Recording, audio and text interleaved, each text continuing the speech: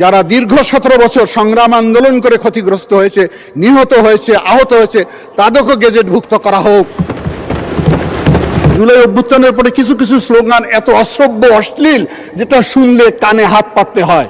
আমি একজন শহীদের সন্তান, মহান স্বাধীনতা যুদ্ধে আমার পিতা শহীদ হয়েছে।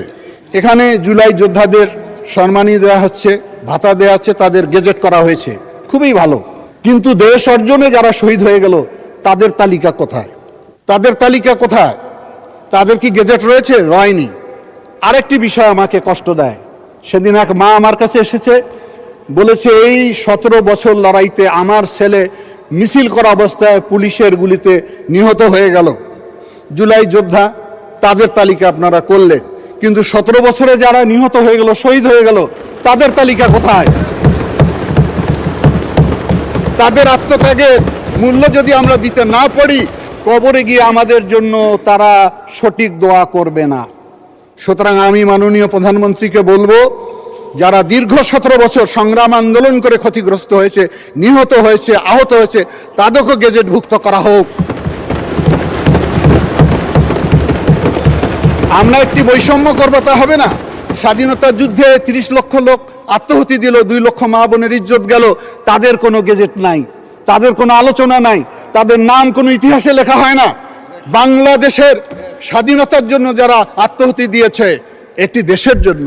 আর জুলাইতে হয়েছে একটি গণতান্ত্রিক আন্দোলন। দুটাকে তো একভাবে দেখার কোনো সুযোগ নেই।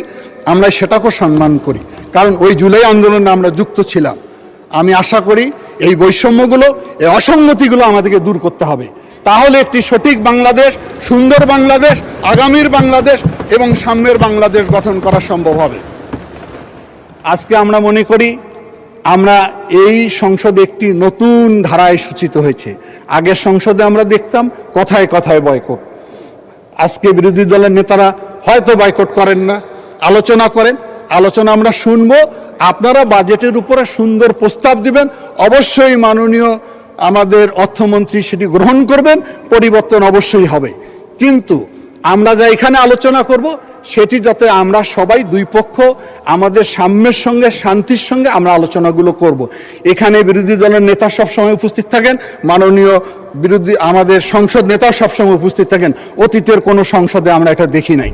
সুতরাং এটা আর একটা নতুন ধারা সূচনা হয়েছে সংসদে, সেটাকেও আমরা স্বাগত জানাই। এই ধারাটাকে আমাদেরকে অব্যাহত রাখতে হবে। আমরা মনে করি একটি নতুন বাংলাদেশ গঠন করতে গেলে বিরোধী মতকেও যেমন আমরা প্রাধান্য দিব, কিন্তু কোনো মতটাকে যদি আমরা কোনো রাজনৈতিক উদ্দেশ্যে প্রভাব বিস্তার করার চেষ্টা করি, সেখানেই সংকটটা তৈরি হয়। আমরা সবাই বাংলাদেশকে ভালোবাসতে চাই। আমরা বাংলাদেশের জন্য এত লড়াই সংগ্রাম, 17টি বছর আমরা রাজপথে কষ্ট করেছি। এখন কোনো ক্ষেত্রে যদি কাউকে আমরা অপমানিত করার চেষ্টা করি, সেটাই কষ্ট লাগে। জুলাই অভ্যুত্থানের পরে কিছু কিছু স্লোগান এত অশ্রব্য, অশ্লীল, যেটা শুনলে কানে হাত পাততে হয়। কিন্তু একটি অভ্যুত্থানের মধ্য দিয়ে একটি সুন্দর সমাজ গঠনের জন্য নতুন নতুন ভাষার আবির্ভাব হওয়া উচিত ছিল। 71-এ যেমন হয়েছে, 90-তে যেমন হয়েছে,